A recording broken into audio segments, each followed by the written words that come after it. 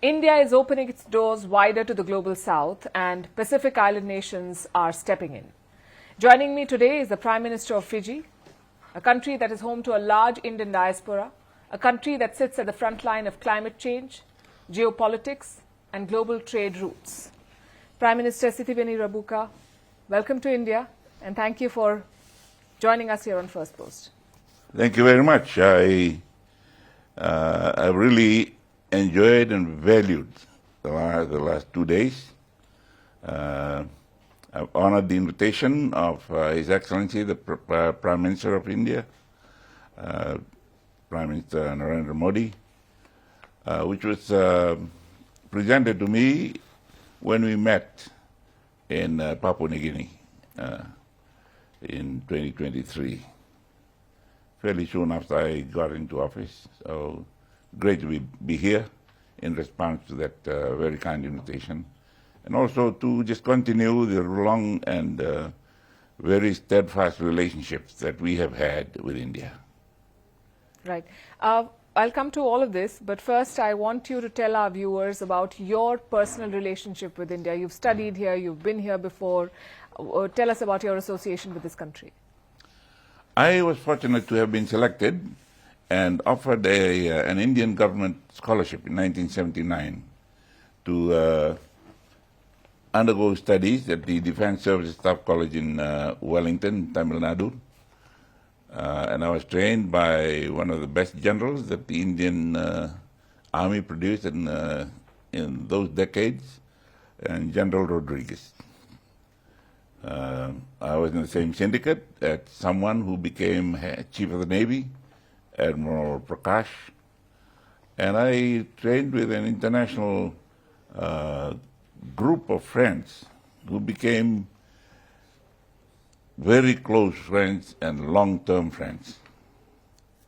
Two of them were very instrumental in the successes of my performance as, first of all, as the battalion commander in Lebanon, when the PLO officer who was with us on the coast helped me to release some of my soldiers, my battalion soldiers, who were captured by some armed elements at the time. And this officer helped in negotiating for their release. And that was in 1980, 81. And in 88, there was an international freighter that was captured by Tamil pirates in the Indian Ocean. I had to call the Sri Lankan officer who was on the course in 79 to help negotiate, or first find out where they could get the ship back. And there was a joint operation between the Sri Lankan Navy and the Indian Navy. They got the ship, they released the sailors, and they came back to Fiji. And those were the relationships established during that course. I have new knees. These are titanium knees that I have. They were replaced by Dr. Bharat Modi of Vadodara, one of the best knee surgeons in the world. And he operated my knees and gave me new titanium knees in 2006, and they're still new. So for me personally, it's good to be back. I owe a lot to India, and Fiji owes a lot to India and the Indian people. And you've now built relationships as a political leader, as the Prime Minister of Fiji. Tell us about your interactions with Prime Minister Modi and the equation that you share with him. Well, I'm older, but he's more senior. He is a great statesman. His priorities for India are the same priorities that any aspiring leader or any leaders in the world, particularly in the global south and the smaller island nations of the Pacific. And he's very determined to eradicate poverty in India, the same as President Xi Jinping of China, who began his career in politics as as governor of some of those provinces, where he carried out these practical lessons with the rural people to take them out of and eradicate totally poverty in those areas. So that is something that most global South leaders should be concentrating on, should be focusing on, and we thank, I thank Prime Minister Modi for the example he has shown the global South. And under him, India is projecting itself as the voice of the global South. Do island nations like Fiji feel heard, or do you feel that you're drowned out in the big power rivalries? No, we don't. We don't feel voiced out or pushed to the back of the whole when there are discussions. We feel the same things that are being discussed. The problems expressed by those world leaders who are global South leaders, they have the same problems we have. So they echo our voices in the world stage, and we're very grateful for that. So you believe that you have fair representation? Sorry? You believe you have fair representation? Yes, yes. We are. They are giving our views to the world. They are our champions. We are their champions. Prime Minister Rabuka, what is the biggest takeaway of your visit to India this time so far? Well, the biggest takeaway is just a continuation of what we have always benefited from in the past and what we have treasured in the past. And that is just strengthening our relationship. Relationships are the most important things in leadership. And when we have a small island nation like Fiji that can be accorded national honors in the welcome that was put on by the Prime Minister of India and Her Excellency the President of the Republic of India, that is big. And I come as the voice of the small island nations of the Pacific, and I will be back with them in a few days' time in the Pacific Island Leaders Forum, where we will be promoting our concept of the Pacific as a zone of peace, and that has been accepted and echoed by Prime Minister Modi, and also many of the world leaders that I have spoken to since I came back into office in December of 2022. And you've signed several agreements on healthcare, on trade, on technology. Those are a whole lot of things. Which one do you think is going to have the most visible impact on daily life in your country? Healthcare, particularly, especially the new hospital, the new 100-man specialty cardiac hospital that's going to be built by India. We signed the memorandum. We agreed on the leases. And the land, and also yesterday we signed a few more of those agreements. And the signing was as a culmination of the various discussions that have been ongoing, even from the previous government time. So we give credit to those that initiated this discussion, and I'm just here to sign the agreement and go back with a basket full of what I had come for. And look, I didn't come for those because they were already in line for finalization. And they were finalized yesterday. And today I went to look at what will become the people's pharmacies in Fiji. And we also signed an agreement yesterday with our Minister for Health and Medical Services. So I go back with the satisfaction that the things that we had been discussing on both sides over the months and the years have now come to fruition, and I was just here to sign the dotted line and see the projects take off. And India and Fiji have a relationship that is rooted in culture and history, almost 40%. That is very strong. That is very strong. It started in 1879 when the first lot of indentured laborers came in our colonial days.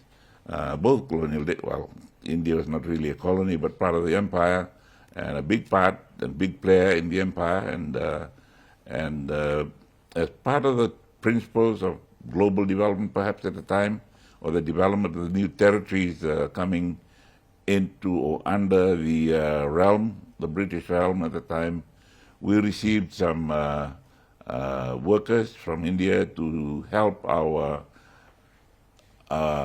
infant industry of sugar and sugarcane.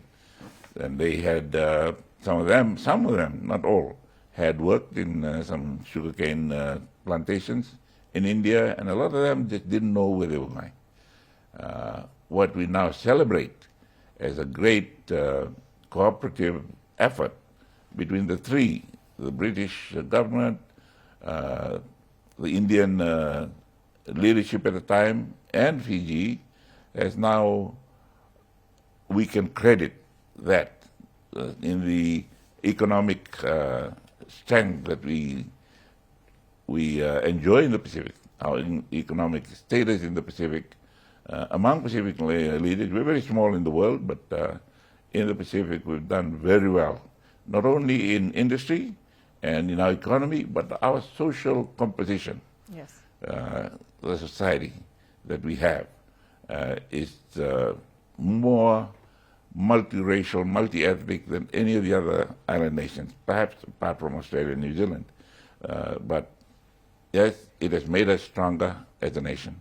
Yes, 40% of Fiji's population is of Indian origin. Yes. I was reading almost 40%. Now when you consider the figures now, but if you were to look at what we now call the Fijian diaspora of Indian origin, would probably be about 50-50 at this time. I see. But many of them have taken on citizenship in the countries they have gone to, but it would be of great benefit for us if they were to take up their Fiji citizenship as dual citizens, and because many of them still prefer to come and grow old at home with their relatives who still live in Fiji around them. So we've covered culture, history, Yes. economy. Defense is emerging as an important dimension of this partnership, and I understand in your conversation with the Indian Prime Minister, you've agreed to strengthen ties, including joint efforts in peacekeeping, cybersecurity and maritime surveillance. What does it mean really for Fiji's security in practical terms? That is very important for us. It's part of the Ocean of Peace concept, and we just would like to maintain stability in the region, that we are asking that the bigger powers do not bring their conflict into the Pacific and perhaps pull some of the island nations towards them into their camp. It's more coercion than cooperative, than cooperation. So I'm hoping that the concept of peace will be embraced by the Pacific Island leaders in Solomon Islands in 2 weeks' time, and that the leaders will understand that in our bilateral relationships with other players, we do not break the cohesion, the cooperation, the camaraderie, the social cohesion mostly of the peoples of the Pacific. We are one people, although we are different nationalities. We're still one people, we're still very tribal, and we would like to maintain that stable, peaceful environment. And when it comes to climate change, which is a threat to the existence of some of our societies, and also some of our villages in Fiji, we would like a united voice for the rest of the world to hear and listen to. We're the smallest contributors to atmospheric or environmental degradation, but we are the biggest sufferers of the effects of climate change. Yes, and I believe you're seeking Indian support there. I'll come to climate change, but I want to dwell on the point of security and defense. And earlier this year, you publicly stated that Fiji would not welcome a Chinese military base in the Pacific. Let me quote from what you said: if they want to come, who would welcome them? Not Fiji. What led you to take this position? Well, I just thought that strategically they do not need to be in the Pacific. They can do everything they want to do from China. There's really no need for them. We offer every country in the world freedom of navigation. We offer our port facility to them, and we facilitate their trans-Pacific navigation and welcome their flights over our airspace. So I hope that doesn't make them jealous of each other. They are given equal opportunities for those by Fiji. So there's really no need for any of them to come and stake a claim in Fiji and say, we're here, we got here first. Are you under pressure? Do you feel under pressure from any side? No. I do not feel any pressure because I deal with their diplomats and with their leaders very openly. They understand me and I understand them. So they cannot really pressure me. Can you say the same for some of your neighbors? You mentioned the Solomon Islands. They've signed a security pact with the Chinese. Yes, they have, and Papua New Guinea has a mutual or bilateral agreement with Australia, but that's natural. They've always had that bilateral relationship in the past in every sphere of development. But for the Solomons to sign that doesn't affect our relationship, my relationship, the Fiji relationship with the Solomons. We are in the Melanesian group. Does it affect regional stability? It should not. For us, it does not, because I do not believe it will affect Fiji's relationship with the Solomons. And we get on well with China. We get on. All the countries in the Pacific have good relationships with China. We have had our relationship since our independence. That had to change with the United Nations adopting the One China policy. We had to change into that in 1973, where we accorded them full diplomatic rights, and we had to downgrade our relationship with Taiwan from that time to technical cooperation level. But the Chinese have tested missiles over Fijian territory. They're expanding the presence of their Coast Guard in the Pacific. Does the pattern in general bother you? And do you think that, you mentioned the word coercion? We also have cooperation with the U.S. Coast Guards. And we have, they have worked with our Navy in policing our EEZ, particularly in keeping watch on drug trafficking and illegal trade. So we do not have the hardware to be able to be out there. We don't have the vessels to be able to patrol all our areas. So we go into those cooperative arrangements with the bigger navies, and we have had that one ongoing with the American U.S. Coast Guard for a longer period than any of the others have. I understand that, and it's okay to work with partners you're comfortable with, but my question is, are you concerned about the pattern of Chinese activity in your neighborhood? Whose activities? They're testing missiles over your territory, expanding the presence of their Coast Guard, working with some of your neighbors. Yes, the Chinese. Yes. I'm not worried about it, because what they're doing with the Solomons will help the Solomons. Hopefully it will also help the other territories in the Pacific, that we can collaborate on interception of the international illegal trafficking. So what they do with the Solomons is what the Solomons can do with us. But you've called on Pacific nations and leaders to reject the expansion of outside militaries in the region. Have you found takers for this call? Sorry, did I promote? The rejection of outside military expansion in the Pacific. Yes. We're not calling on China not to expand into the Pacific. We just want to make the Pacific self-reliant, so that we do not have to lean on anybody else to offer us that security. And I don't think there's really any need for any of us to be worried about our own security in the Pacific. The fact that my friend Manele would want to lead the Solomons closer to a bilateral relationship with China is his right, his sovereign right. We respect that. As part of your recent agreement,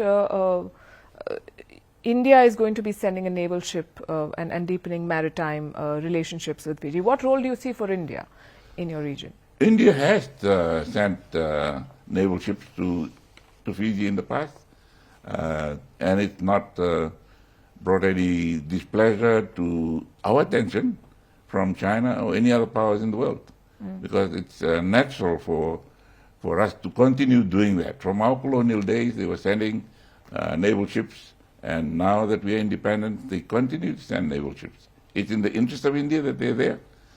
It's also in our interest to maintain good relationships with them and continue good relationships with them.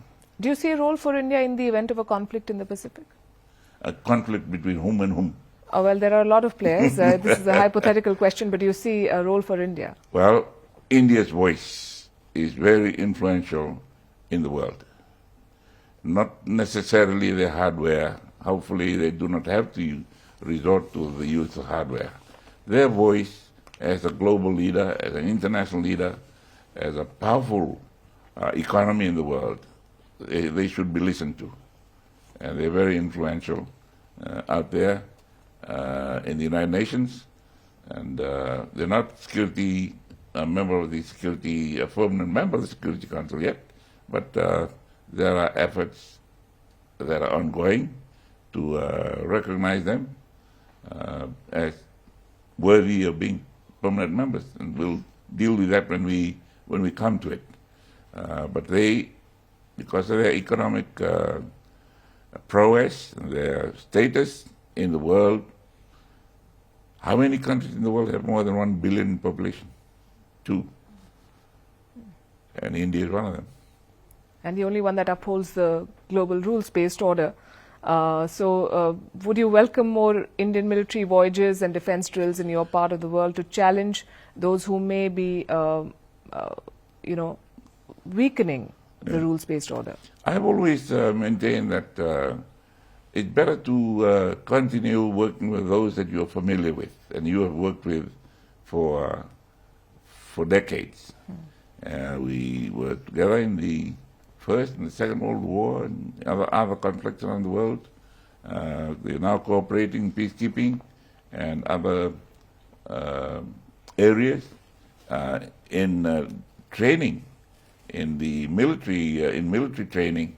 Now we're going into healthcare and all these other, and technology. There's no reason for us to abandon that good relationship that we have had with India in favor of anybody else. Absolutely. And sometimes, despite a long association, there are surprises. I'm talking about the Trump tariffs. Donald Trump imposed shockingly high tariffs of 32% on Fiji. You said that this came without warning. It has since been slashed to 10 to 15%. And yet, do you worry about the unpredictability of your relationship with the U.S. under President Trump? I think it's not really right for us to look at India-U.S. relationship on the decision of a president. No, Fiji-U.S. relationship. Ours, we have, ours has been lowered from the original, whatever it was, to a more handleable percentage now. We can, and we don't export too much to America. When they made the initial announcement, I said, we're not strong enough, we're not big enough to have a trade war with the United States of America. They're too big. All we have to do is to try and negotiate out of the difficulties that we could have and look for other destinations for our exports. We are too small to tell America, go do something. If they raise the tariffs on our exports into America. So And I think it's paid dividends. We've had some special considerations after that. It's lowered now, and we have continued our cordial relationship. When I went to America in February, I didn't look for an opportunity to speak with him, but I spoke with some of with the leaders. And during or after the announcement of the tariff increases, we continued our bilateral discussions with the appropriate authorities responsible for that. My deputy prime minister and minister for trade and commerce continued that dialogue, and I'm sure it helped in the lowering of the tariffs a few weeks ago. So did you see a difference in your engagements with the Trump White House compared to previous administrations? Was it more challenging? I have almost a personal relationship with President Trump, in that I'm involved in the National Prayer Breakfast, the President's Prayer Breakfast of the United States of America. And I've been to it so many times. I went when he was president, and I was not prime minister.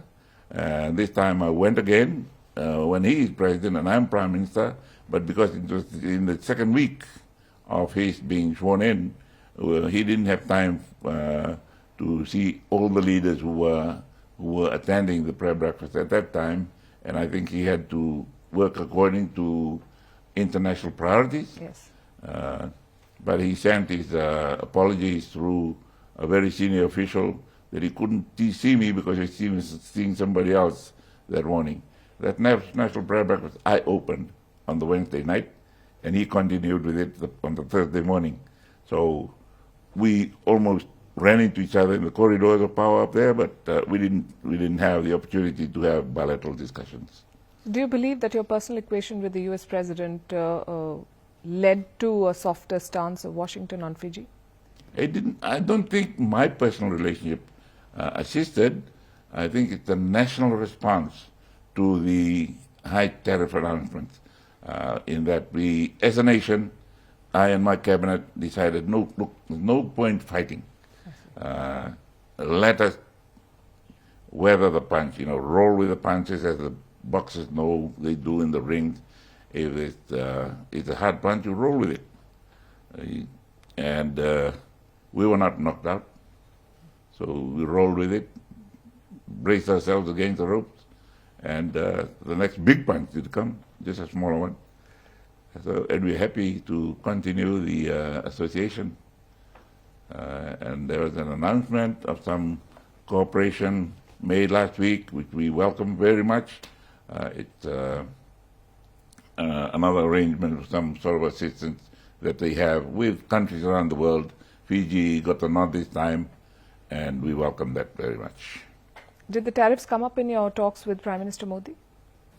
I sympathize with him. No, did you discuss it? Sorry? You discuss it with him? Yes. Yeah. Okay. Yes. Yeah. Okay. We discussed it, and the punitive reaction to his trade with Russia, I believe, is unfair, but they are sovereign decisions, which nobody else has any business in. So Donald Trump is using tariffs and trade as a tool to put pressure on other countries, even to resolve global conflicts and to reshape international relations. Do you think this policy is working, or is it just feeding to the chaos? For the moment, it is not all working in his favor. And I'm sure the world and world leaders can weather it. It is if only if we use the immediate effect and try and counter, that we could make the situation worse. If we were to adopt the Fiji solution of rolling with the punches, making arrangements for alternatives, I think we can weather this storm. And depending on the next administration, if there is a new leader, if there's a new administration, a new political administration leading the United States, there could be change. And repairing the damages, if we were to allow the current decisions to worsen our relationship, it will be difficult to try and regain the cooperation and the cooperative efforts we have had in the past. So, is it fair to say that this is your advice to the world, that bide your time? Yes. 3 more years and then... Yes, I would say that is the way to go in this sort of things. We went through a difficult time. Fiji did. For 10 years, we were out in the wilderness. We were out of the Commonwealth. We were out in our relationship with our traditional partners. But fortunately, they allowed us to self-examine and change our ways and go back to rules-based administration that the world loves. And we were not forced to do that. We just did it. We felt lonely out there. We lost our trusted friends who called on us, and we came to their aid in the 2 world wars and other conflicts. We came to their assistance. But when we had our own, we were left adrift. And that hurt us. But they had to do what is right as far as they are concerned, as far as their people are concerned, as far as their ideologies are concerned. They had sovereign decisions, we weathered it, and 10 years later, we got readmitted. Yes. So you think that the U.S. is headed down that road, that they're... I believe the United bridges. States knows exactly what's happening. They know that they will lose some friendship, but it will not be long term. It'll come back. We'll go back, we'll roll back in the little mumble slot in the world map. We will get back to that. It's how we managed to last that time, being left out in the cold, perhaps, if you can call it that. It will work out. We'll have to see. You mentioned climate change. That's very, very important. And Fiji is on the front line in the fight against climate change. You said that there are certain villages that may have to be relocated because of rising sea levels. Prime Minister Modi personally and India in general have espoused the cause, and sustainable development is something that India is committed to. What sort of support do you expect from New Delhi? Well, first of all, the countries who have made promises to fund the climate change fund, if they come forward and do that, particularly the United States of America, they promised a lot of money for that fund. We will benefit a lot from it. In the meantime, we have to adjust. We have had a program of relocating our coastal villages. It's ongoing. Some will have to be relocated. They have been earmarked for relocation further up the hills. And we should be in a position to also offer relief to those island nations that may have to nationally evacuate some of their territories. We should be prepared for that. We have other communities that have been domiciled in Fiji for a long time, from the colonial days, and their home territories are now going through climate change problems, not economic considerations that forced their relocation in the past. And Fiji has some ability to accommodate some more if they are forced out of their territories. And has the U.S. aid freeze hampered your efforts to combat climate change? No, we have managed to continue our countermeasures, our relocations and all those things, using whatever has been made available and whatever we can budget ourselves to finance using our own budgets. Prime Minister Rabuka, do you have a message for our viewers and the people of India who are watching you? All I can say is that the 1 billion people you have here, you have a great friend in Fiji, and we continue to be your friends.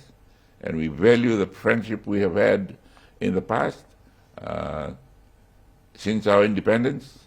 And as I said at the beginning of the interview, I'm a beneficiary of the Indian government scholarship. if they blame me for some of the things I did in the past, you can blame yourself. I was taught here by some of the best military officers, but no, that's a joke. It's not fair for me to say that. They didn't teach me the wrong things. They taught me all the right things. Yeah. I would like to just say, you have great friends in Fiji. We have started celebrating and have a national holiday, public holiday on Girmit Day, the day the first a lot of Girmit workers got to Fiji in 1879. We introduced it. We had the first one in 23, second one last year. We had the third one this year. And it's going to be a national holiday for Fiji to remember the big sacrifice made by those early settlers to get Fiji to be where it is now. We do not claim to be a leader in the Pacific. We have been told, you are leading us in the Pacific, okay? What about Australia and New Zealand?